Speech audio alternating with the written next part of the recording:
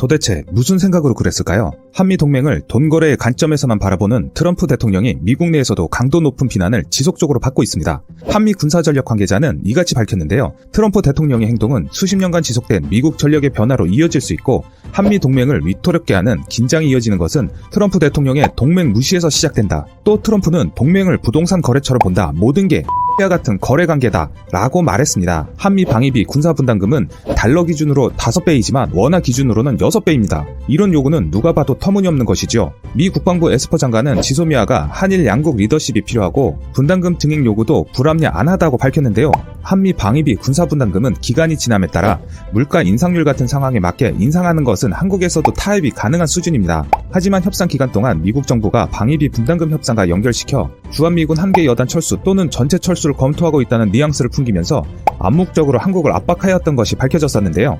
하지만 한국이 강경한 태도를 보이자 바로 꼬리를 내리고 미 국방부가 현재 한반도에서 미군을 철수한다는 조선일보 보도는 전혀 사실이 아니라고 밝혀지면서 조선일보에 대한 기사를 철회하라는 성명이 있었습니다. 미국의 비난 여론을 의식했을까요? 지난 협상 때와는 다른 모습을 보인 에스퍼 장관은 이렇게 밝혔는데요. 지난주 한국에 머물면서 한국과 그 국민들에 대한 우리의 철통 같은 헌신을 거듭해서 밝혔다 라고 하면서 급하게 협상을 마무리 지은 것으로 전해졌습니다. 하지만 외교 소식통에 따르면 방위비 분담금 협상이 도널드 트럼프 미국 대통령 뜻대로 되지 않을 경우를 대비해 미 국방부가 한개 여단 철수를 준비하고 있다고 밝혀졌는데요. 미군의 한개 여단 병력은 통상 3,000에서 4,000명으로 이 정도 감축은 미 의회가 2019년 국방수권법으로 규정한 주둔 규모를 건드리지 않는 수준입니다. 또한 2020 국방수권법에서는 주한 미군의 규모를 28,500명 이하로 줄이지 못하도록 정해져 있고 현재 2020 국방수권법에 대한 미국 상하의원의 조율이 끝났고 다음 달 초 의회를 통과할 예정입니다. 현재 국방수권법에 따라 22,000명 아래로 떨어뜨릴 수 없기 때문에 방위비 분담금에 대한 칼자루를 한국이 지게 되어 유리한 상황으로 전개될 것 같았으나 어제 미 상원의원에서 한국 지소미아 종료 철회 촉구 결의안이 본 회의로 회부된 뒤 만장일치로 통과됐습니다. 결의안 내용은 지소미아는 인도 태평양 안보와 방어의 토대가 되는 중대한 군사정보 공유 합의라며 북한의 핵과 미사일 위협을 상대하는 데 있어 그 중요성을 재확인한다는 내용을 담고 있습니다. 하지만 핵심 내용은 바로 이것입니다. 한국이 일본과의 주요 정보 공유 협정 참여를 끝내는 비생산적인 조치를 취했다. 이러한 조치는 주한미군에 대한 위험을 높이고 미한 동맹을 훼손한다 라고 밝혔습니다. 강력한 경제력과 군사력을 가진 미국에게 단 한 개의 아킬레스건이 있습니다. 그것은 바로 자국민 보호입니다. 자국민 보호에 대한 부분은 미국 여론을 등에 업을 수 있는 가장 효율적이고 효과적인 부분입니다. 지소미아 종료가 한국에 주둔하고 있는 미군 부대에게 위협이 된다는 내용을 직접적으로 표출한 만큼 이런 부분으로 전방위적으로 미국의 압박이 다른 방향으로 한국에 가해질 수 있다는 것은 사실입니다. 하지만 지소미아가 22일 밤 12시 종료를 앞두고 있는 가운데 일본 언론들은 한일 양국 정부가 수면 아래서 타겟책을 지속적으로 모색하고 있다고 전하면서도 지소미아가 종료할 가능성이 크다고 전망하고 있습니다. NHK는 일본 정부가 한국 측에 지소미아 종료 결정을 취소할 것을 반복해서 요구하고 있고 일본 정부는 한국 측이 종료 결정을 연기하거나 동결하는 변화를 보일 여부를 마지막까지 지켜볼 방침이라고 전했는데요. 하지만 일본 정부는 한국에 대한 수출 규제 강화와 지소미아 문제는 서로 별개라는 입장을 고수하고 있습니다. 우익 성향 산케이 신문 계열인 FNN 후지 뉴스 네트워크가 지난 전화 설문 방식으로 전국 유권자 1000명을 대상으로 공동 조사한 결과에 따르면 지소미아 종료에 대해 어쩔 수 없다는 답변은 절반을 훌쩍 넘는 68.3%를 차지했고 연장해야 한다는 응답은 14.4%에 그쳤습니다. 일본 정부는 지난 7월 국가 간 신뢰 손상이라는 모호한 이유로 한국에 대한 반도체 핵심 소재 수출 규제를 강화했으며 한국을 화이트리스트에서도 빼버렸고 한국 정부가 이에 대한 반발로 한일 군사보호협정 종료 카드를 꺼내들면서 한미일 삼각 동맹까지 흔들리고 있는 상황입니다. 이런 일본 아베 정부의 국제 외교가 별다른 실리를 얻지 못하자 일본 자국 내 지지권을 다지려는 행동을 강화하게 됩니다. 하지만 아베의 이런 행동들이 아베의 치부만 들춰버린 결과를 낳고 있는데요. 우선 일본 총리가 정부 주관 벚꽃놀이 행사에 자신의 선거 국민을 매년 초청하는 등 사적으로 이 행사를 이용한 것으로 드러나 정치적 논란이 커지고 있고 이를 문제 삼는 시민단체가 아베 총리의 퇴진을 촉구하는 시위에 나서는 등 심각한 모습을 보이고 있습니다. 일본인들에게 벚꽃놀이는 단순한 꽃놀이가 아닙니다. 일본인들은 어려서부터 국화인 벚꽃에 둘러싸여 자라며 입학, 졸업, 입사 등 주요 행사가 열리는 3에서 4월 중순은 벚꽃이 만개하는 시기와 겹치기 때문에 인생의 중요한 추억이 벚꽃과 함께한다는 것입니다. 그래서 단순한 꽃놀이 행사가 아니라는 것인데요. 이런 벚꽃놀이를 보기 위해 기업이나 단체에서는 매년 좋은 자리를 막기 위해 각 회사 신입사원들이 새벽부터 벚꽃 명소에서 자리 쟁탈전을 벌이는 것이 관행일 정도로 중요한 행사이고 일본 정부가 도쿄 중심가의 벚꽃 명소를 하루 동안 전세를 낸 행사에 초청받는다는 것은 사회적 영예로 생각하고 있습니다. 그런 의미 있는 행사를 아베 총리가 권력 유지를 위해 사적인 자리로 만들어버렸기 때문에 일본인들의 광분을 사고 있는 것입니다.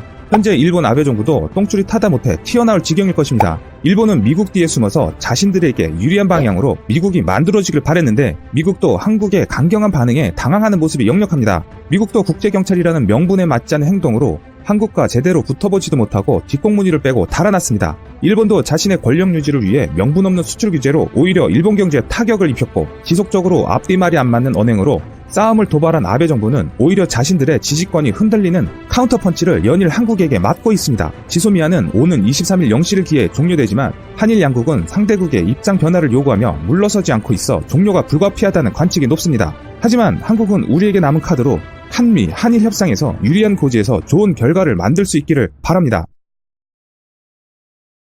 일본의 입장 변화가 없다면 종료 결정을 철회하는 일은 없다. 청와대가 지소미아 종료 전 마지막 날 한 말이었습니다. 그런데 마지막 날 오후 6시 지소미아 종료 발표를 앞두고 예상치 못한 소식이 들려왔습니다. 한국이 지소미아 종료를 안 한다는 말이었습니다. 정확하게 말하면 지소미아 종료를 조건부 연기한다는 것이었습니다. 일본 언론은 한국이 지소미아 종료를 안 한다는 소식을 긴급 속보로 전하고 일본 정부는 그럼에도 수출 규제를 여전히 유지할 것이란 기사를 보란듯이 내보냈습니다. 일본 정부 인사들은 자신들이 양보 없이 한국에 승리했다고 자랑했습니다. 이 같은 발표에 많은 국민들은 분노했고 굴욕적이라는 표현을 쓰며 지소미아 종료를 요구했습니다. 그 이유는 일본은 아무런 조치를 취하지 않았는데 협정 종료를 번복했다는 것이었습니다. 그러나 당시 상황은 알려진 것과 다른 점이 있습니다. 한국 정부는 지소미아를 종료시키려고 했지만 일본이 먼저 수출 규제를 재검토할 수 있다며 대화를 제안해왔다는 것입니다. 청와대 관계자는 23일 춘추관에서 기자들을 만나 일본 정부가 수출 관리 운영을 재검토하기를 희망한다는 말을 외교 경로로 전해왔다며 그래서 지소미아 종료의 효력 정지를 논의한 것이라고 밝혔습니다. 또한 일본은 먼저 국장급 대화 재개의 뜻을 밝혔고 이에 한국 정부는 우선 지소미아 종료를 유예시켰다는 것이었습니다. 마치 일본은 한국이 일본에 양보한 것처럼 보도했지만 사실 먼저 대화를 요청한 것은 일본이었습니다. 이것은 미국 측이 한국을 설득한 것도 있었지만 태도를 바꾸지 않는 일본을 강력하게 압박한 결과이기도 했습니다. 한국이 지소미아 종료를 유예하자 지금 일본 내에선 아베 정권을 향해 비판하는 목소리가 커지고 있습니다. 일본 언론들이 일본 정부가 한국에 대한 수출 규제를 풀어야 한다는 주장이었습니다. 일본 주요 일간지 아사히신문은 일본 정부의 한국에 대한 수출 규제가 한국 대법원의 강제징용 판결에 대한 보복이라고 강조하며 일본 정부가 이를 철회해야 한다고 목소리를 냈습니다.